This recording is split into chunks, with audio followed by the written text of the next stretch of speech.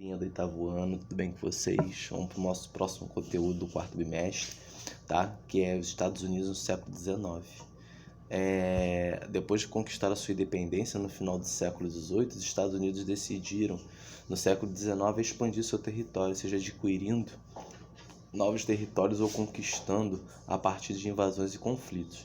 No entanto, gente, também o processo de expansão territorial, né, dentro da história norte-americana no século XIX é marcada pela eclosão da Guerra Civil Americana, também conhecida como Guerra de Secessão, tá? Uma vez que foi motivada pela separação do país. A expansão territorial. A gente pode observar, né, que anteriormente, no início do século XIX, os Estados Unidos eram representados pelas antigas 13 colônias do território localizados na costa atlântica, que eram dominados pela Inglaterra. Após a conquista de independência e consolidação do Estado republicano, o motivo norte-americano, gente, passou a ser a expansão territorial, tá? O objetivo que passou a ser perseguido pelos norte-americanos através do chamado Destino Manifesto, tá? Uma justificativa utilizada tanto pela expansão para o oeste quanto na política imperialista posterior, tá? O argumento do Destino Manifesto era baseado na ideia de que Deus incumbiu os Estados Unidos, os norte-americanos, e levarem civilizações para os demais territórios do continente americano. Aquisição de novos territórios. O primeiro momento da expansão territorial norte-americana se deu através da aquisição de alguns estados. A Louisiana foi adquirida pela França já no início do século XIX, em 1804. Alguns anos depois, em 1810, o estado da Flórida foi comprado diretamente da Espanha. Na década de 1840, precisamente 1846, os norte-americanos conseguiram adquirir o território de Oregon dos ingleses, tá? Em relação aos territórios mexicanos, as disputas ocorreram ao longo da primeira metade do século XIX, no início do século XIX, gente, entre décadas de 1810 e 1820, os Estados Unidos passaram a ocupar com autorização do governo mexicano o território do Texas, tá? A consolidação de uma colônia estadunidense populosa no Texas incomodou as autoridades mexicanas, que decidiram proibir a imigração em direção ao território mexicano.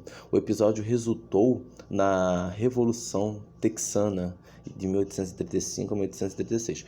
O processo de independência do Texas, alguns anos depois, o território acabou sendo anexado aos Estados Unidos como estado do Texas, tá?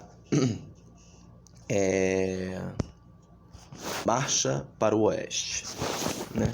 No final do século XVIII, a partir do Tratado de Paris, assinado em 1783, após a Guerra de Independência das 13 colônias, os Estados Unidos já buscavam ocupar os territórios chamados territórios indígenas. Esses territórios compreendem ao sul do Mar das Antilhas e ao norte do trecho da terra entre os grandes lagos da fronteira com o Canadá. No contexto, é importante ressaltar que no fim do período napoleônico, consolidado pelo Congresso de Viena, resultou a definição da situação das colônias europeias, inclusive as que estavam localizadas no continente americano. Dessa forma, a proposta de recolonização do Congresso de Viena estimulou os Estados Unidos a ocuparem de fato o oeste da América do Norte, além de apoiar os movimentos de independência das Américas espanholas e portuguesas. Com a criação da doutrina Monroe, em 1823, foi fundamental para o processo de expansão, uma vez que a doutrina criada pelo então presidente James Monroe expressa o objetivo de tornar os Estados Unidos uma nação hegemônica no continente americano. Assim, o lema América para os americanos, que motivou a tomada de territórios indígenas, assim como a expulsão e dizimação da população indígena, tá? Conflitos entre o norte e o sul. Segunda metade do século XIX, os Estados Unidos viviam um processo de expansão territorial. No entanto, o momento também foi marcado, gente, pelos intensos conflitos no parlamento, uma vez que surgiram discordâncias políticas quanto à forma de elaborar um modelo econômico eficaz que deveria ser adotado nas áreas recém-dominadas do Oeste pelo governo americano.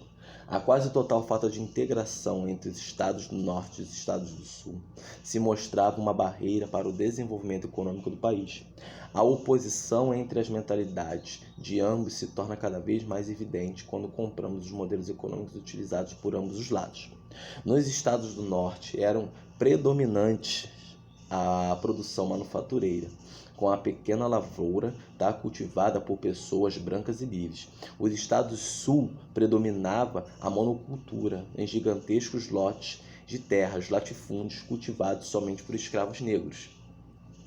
Os grandes fazendeiros escravistas do sul, defensores do livre mercado, pois eles poderiam vender seus produtos diretamente para os países europeus, de que forma onde eles poderiam obter os produtos industrializados de sua necessidade. Os pequenos industriais e comerciantes do norte, no entanto, precisavam da proteção governamental às suas pequenas indústrias e seus pequenos comércios. Para esses estados deveriam atuar em sua defesa, estipulando impostos acima de produtos estrangeiros. Barreira de escravidão. Durante a década de 1860, surgiu entre os principais empresários dos Estados Unidos dos norte-americanos o desejo de modernizar a economia. O objetivo destes indivíduos era de desenvolver o mercado interno e o mercado externo para ter a industrialização com modelo de progresso. A gente pode destacar também como principal ponto de divergência entre o norte e o sul o entendimento que cada um dos lados tinha a respeito da escravidão. Os sulistas eram defensores convictos da escravidão, enquanto o norte da escravidão já estava sendo combatida em tempos pelo movimento abolicionista. O movimento abolicionista, gente, era um agrupamento de ideias oriundas do liberalismo clássico, do socialismo utópico e científico, além de receber forte apoio de algumas denominações protestantes, como os metodistas, por exemplo. Tanto os socialistas utópicos quanto os missionários metodistas desenvolveram algumas sociedades abolicionistas que prepararam o terreno para a ação governamental dos anos seguintes. Diante desse cenário de tensão política, surgiu o Partido Republicano, formado por federalistas e democratas do Oeste e do Norte. Nas eleições presidenciais de 1860, o Partido Republicano lançou a candidatura de Abraham Lincoln, que defendia firmemente o fim da escravidão. Por outro lado, os escravocratas lançaram John Breckinridge, além de defender a extensão da escravidão por todo o território estadunidense, defendia também a anexação de Cuba. Abraham Lincoln, candidato defensor da definição de tarifas protecionistas e da união a todo preço, os Estados Unidos saiu vencedor na disputa eleitoral que causou a revolta dos estados sulistas em dezembro de 1860. Dessa forma, os estados do sul, da Carolina do Sul, Mississippi, Flórida, Alabama, Geórgia, Louisiana, Texas, Virgínia, Arkansas, Carolina do Norte e Tennessee, decidiram romper com a União e formar os Estados Confederados da América. Guerra Civil Americana. O conflito armado, gente, começou oficialmente em Charleston, na Carolina do Sul, onde situava-se Fort Sumter, uma instalação militar que pertencia à União após atacar o Forte Sumter. Confederados exigiram a evacuação imediata do forte de abril de 1861. A União enviou aproximadamente 80 mil soldados para responder essa agressão unilateral e a guerra havia começado. A princípio, o Norte parecia ter alguma vantagem em relação ao número de soldados, além de possuir maior quantidade de estradas de ferro e as melhores indústrias do país. Porém, quando o assunto era organização, perícia militar, o Sul estava à frente, pois seus generais eram mais bem treinados e mais experientes. Contudo, com o tempo, a guerra se mostrou completamente destrutiva para ambos os lados. Algumas batalhas chegaram a matar cerca de 30 mil homens. O governo Lincoln direcionou seus esforços na abolição da escravidão, que tinha como um dos seus objetivos o enfraquecimento do exército do inimigo.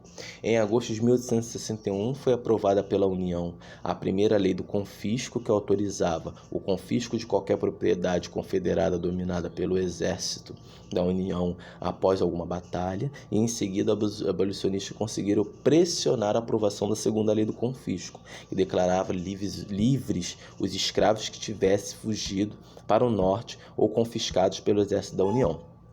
Em 1º de maio de 1863, Lincoln proclamou a Lei de Emancipação dos Escravos, através do qual estendia a emancipação na medida que avança o exército da União. Lincoln soube transformar a guerra em uma luta dupla contra a escravidão e a favor da democracia. Entre 1863, na Batalha de Gettysburg, e 1864, a União lançou as últimas defensivas contra os confederados, concretizando a vitória do Norte. Com o fim da guerra, surgiu a questão da reconstrução do país, porém a resolução desse problema não foi desenvolvida por Lincoln. Quem foi assinado em 1865 pelos seus sucessores Andrew Johnson, em 1865 e 1869, e Ulysses Grant, tá? De 1869 a 1877, que eram os mais radicais. Os estados sulistas foram novamente integrados à União e tiveram que aceitar e reconhecer a abolição da escravidão, fixada na emenda 13 da Constituição, o direito do voto aos negros, tornados cidadãos através da emenda 15 da Constituição. Tá? Atividade, gente, página 252, 253, 254, 255. Eu estou disponibilizando o gabarito para vocês, tá bom? 1, 2, 3, 4, 5, 6, 7, 8, 9, 10, 11, 12, 13, 14, 15, 16, 17, 18, 19 e a 20A e a 20B, tá bom? Fiquem com Deus, se cuidem, por favor.